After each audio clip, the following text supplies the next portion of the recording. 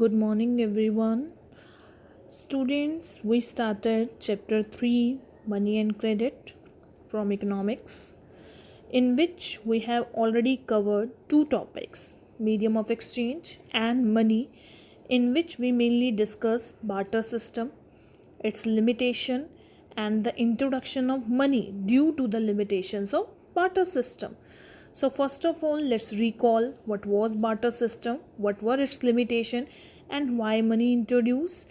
Then later we will discuss the third topic, other forms of currency and the terms of credit with the loan activities of banks. Student, what was barter system? Barter system, a system in which goods are exchanged for goods. It means before the advent of money, people used to follow the barter system of exchange in which there was no money and also known as CC economy, commodity and commodity economy. But the major limitation of the barter system was the lack of double coincidence of want. It is not necessary that both the parties, buyer and the sellers, they agree on the same transaction, as well as the future payments in the barter system are also difficult. So, bache, due to these limitations, money finally introduced, and anything which can be used as a medium of exchange, which has a standard of future or deferred payment, and which store the value, is known as money. Students, today we will discuss the another topic, other forms of currency. Here you can see the modern form of currency and the traditional form of currency. Traditional means जो बहुत पुराना and modern means new. So अगर मैं traditional form of currency देखूँ, gold coins, dinars, silver and copper coins at the time of Mughals, at the time of Delhi सल्तनत, at the time of Ashoka, even ancient history की अगर बात करूँ तो उस टाइम पे भी कॉइन्स जो थे वो मेनली फेमस थे.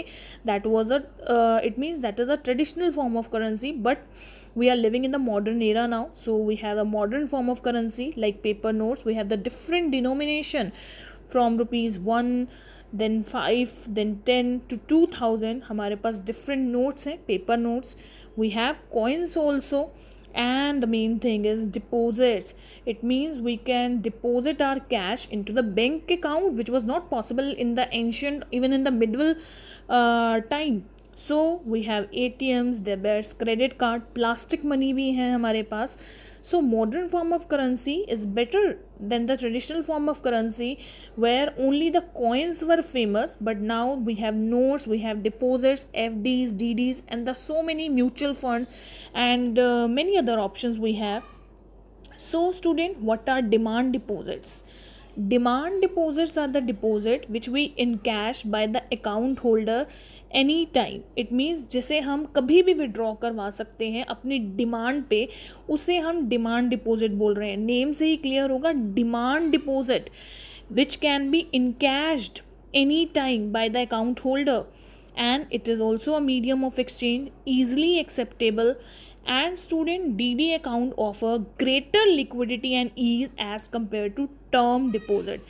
Liquidity means which can be withdrawn easily in cash. Liquidity का मतलब होता है कैश में.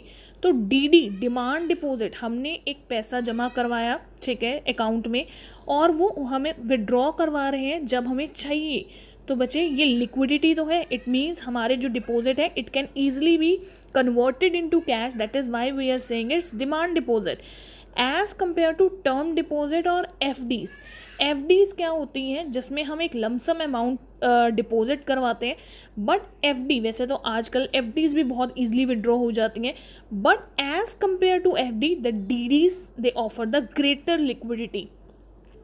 Then no limits on the number of withdrawals और द ट्रांसफ़र. जितना मर्जी पैसा आप विड्रॉ करवाइए या कहीं आपको ट्रांसफ़र करवाना है किसी भी अकाउंट में, you can do with the help of DD. Then the loan activities of the bank. Students, somewhere we visited any bank, any branch of bank with our parents, with our relatives. So what is bank and what are the mainly two functions of the bank? A bank is a financial institution which is accepting and lending money. The main two functions of the bank is, first of all, it is accepting the deposits, our deposits, and then lending money. It means giving the car loan, home loan, and the other various kinds of loan. So students, bank keeps only a small proportion of their deposits as cash with themselves, and the remaining they further invested, or they extend the loans. Suppose students, I have 1 lakh rupees with me. Out of these 1 lakh, I have spent 85,000 rupees to with my family and with on anything. We have 15,000 remaining. I can deposit this money into the bank.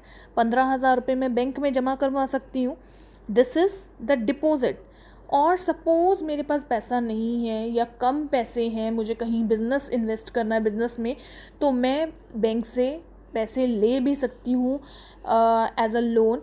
So the main function of the bank is accepting and lending money. And student, जो पैसा मैं जमा करवाऊंगी bank में, बहुत सारे customers होते हैं bank के, तो बैंक क्या करता है, उसका एक स्मॉल प्रोपोर्शन अपने पास रखता है और बाकी का जो प्रोपोर्शन होता है वो आगे फर्दर क्या करता है, या तो लोन दे देता है किसी को या आगे इन्वेस्ट करता है. In this way the bank maintain a balance between those who have surplus fund and those who are in the needs of these funds. Now the credit, the next term is credit.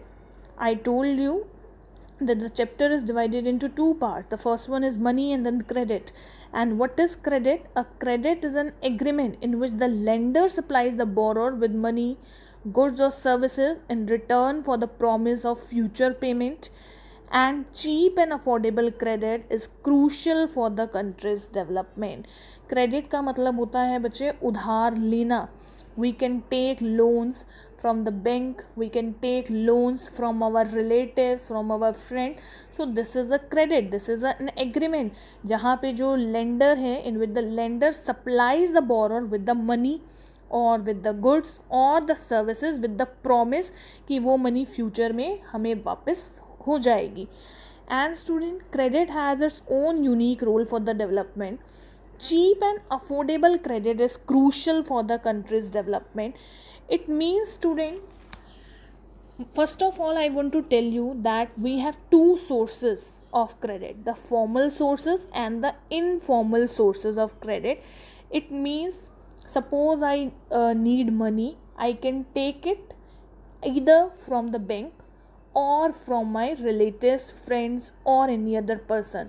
तो ये जो bank है it is a formal sector, and जो relatives हैं या friends हैं it is a informal sector. Formal and informal. और बच्चे, cheap and affordable credit is crucial for the country's development.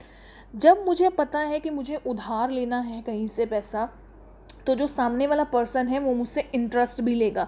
Suppose मैंने किसी से 50,000 रुपीज़ लिए हैं, तो वो 50,000 के बदले में 55, 58, 60,000 रुपीज़ मेरे से चार्ज करेगा.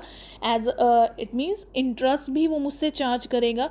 सो जो क्रेडिट है वो चीप होना चाहिए और अफोर्डेबल, स्पेशली जहाँ कंट्रीज़ की डेवलपमेंट की बात आती है. So the next term is terms of credit. Interest rate, collateral, documentation and mode of repayment, term of loan. It means credit लेने की क्या टर्म्स हैं. First of all, interest rate. अगर मैं किसी से भी पैसा उधार ले रही हूँ तो उसके बदले में मुझे उसका इंटरेस्ट देना पड़ेगा. It may B 1%, it may B 2%, depend कि मैं कहाँ से लोन ले रही हूँ, फॉर्मल से या इनफॉर्मल से. The second term is new to you, collateral.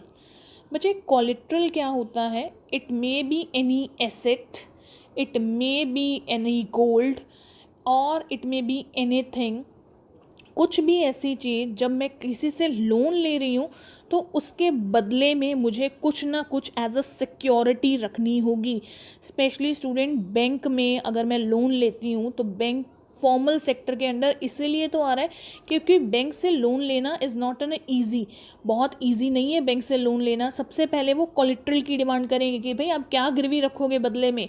It may be any house, it may be any land, it may B gold, it may be any asset. So this is the collateral, इसे हम बोलते हैं collateral. And specially formal sector में इसकी बहुत demand होती है। Banks में बैंक बिना कोलेट्रल के बहुत कम लोन देता है। इनफॉर्मल सेक्टर में लाइक रिलेटिव या फ्रेंड, फिर भी हम वहाँ पे एक कमिटमेंट के बेस पे लोन ले सकते हैं, लेकिन बैंक जो है कमिटमेंट बेस पे, ट्रस्ट के बेसिस पे लोन नहीं देता। वो ऑलरेडी बहुत अपने जैसे बोलते हैं ना, सब टर्म्स एंड कंडीशन लेकर चलता है। Interest rate with the collateral, मतलब एसेट भी कहीं ना कहीं वो सबसे पहले देखते हैं, एसेट और उसकी वर्थ, उसके कंपेयर में, उसके बदले में फिर वो क्या देते हैं, हमें लोन देते हैं। देन डॉक्यूमेंटेशन, डॉक्यूमेंटेशन मीन्स जो अदर फॉर्मेलिटीज़ हैं। अगर हमें बैंक से लोन लेना है तो हमें अपना IT रिटर्न भरना पड़ेगा, हमारे पास अपने आइडेंटिटी प्रूफ्स होने चाहिए, एक बेसिक बिजनेस होना चाहिए, दैट इज़ तब हमें जाकर लोन मिलेगा। तो ये जो डॉक्यूमेंटेशन की फॉर्मेलिटीज़ हैं ये कहीं ना कहीं फॉर्मल सेक्टर बैंक में कंपलसरी हैं। Then the mode of repayment, अब बैंक से लोन तो ले लिया, अब मुझे वापस भी तो करना है ना उस लोन को विद इंटरेस्ट। तो mode of repayment means EMIs, her month मैं कितना कर सकती हूँ, it depends on my income. तो मेरी EMI बनेगी, 1 साल के अंदर अंदर दे सकती हूँ, या 5 साल के अंदर अंदर दे सकती हूँ, या 10 साल के अंदर अंदर दे सकती हूँ। This is the mode of repayment and the term of loan. Student, term of credit and the term of loan means same thing, कि एक लोन लेने में के लिए क्या क्या कंडीशंस चाहिए। The first one is the interest rate, यहाँ इक्वल टू का साइन आना था, सॉरी डॉट है यहाँ पे। Interest rate plus collateral plus documentation plus mode of repayment is equals to term of credit और term of loan. Again the topic is sources of credit. आपको मैंने बता दिया the formal source of credit and the informal source of credit. Formal source of credit mainly includes the financial institution, private भी हो सकती हैं और public bank भी हो सकते हैं, banks, regional rural bank, cooperatives, ये सब फॉर्मल सोर्सेज में हैं। क्योंकि बच्चे इसमें फॉर्मल क्यों कह रहे हैं हम इसको, सारी फॉर्मेलिटीज़ करनी पड़ेंगी, डॉक्यूमेंटेशन की फॉर्मेलिटी करनी पड़ेगी, IT रिटर्न भरना पड़ेगा, इनकम टैक्स भरना पड़ेगा, देन हमें अपना बिजनेस दिखाना पड़ेगा, सबसे मेन थिंग हमें अपनी एक एसेट, हमें कोई लैंड या हमें कोई गोल्ड बैंक के पास गिरवी रखना पड़ेगा, तब जाके हमें लोन मिलेगा। That is why it is a formal source. But informal source of credit includes relatives, friends, traders, lenders. Now the question arise, the terms of credit में मैंने आपको बताया ना, the first one is interest rate. अब bank ज़्यादा interest rate charge करेगा या हमारे रिलेटिव्स एंड फ्रेंड्स। तो बच्चे यहाँ एक प्लस पॉइंट बैंक्स के फेवर में है कि जब हम बैंक से लोन लेते हैं they charge mainly low rate of interest as compare to informal source of credit, relatives and friends.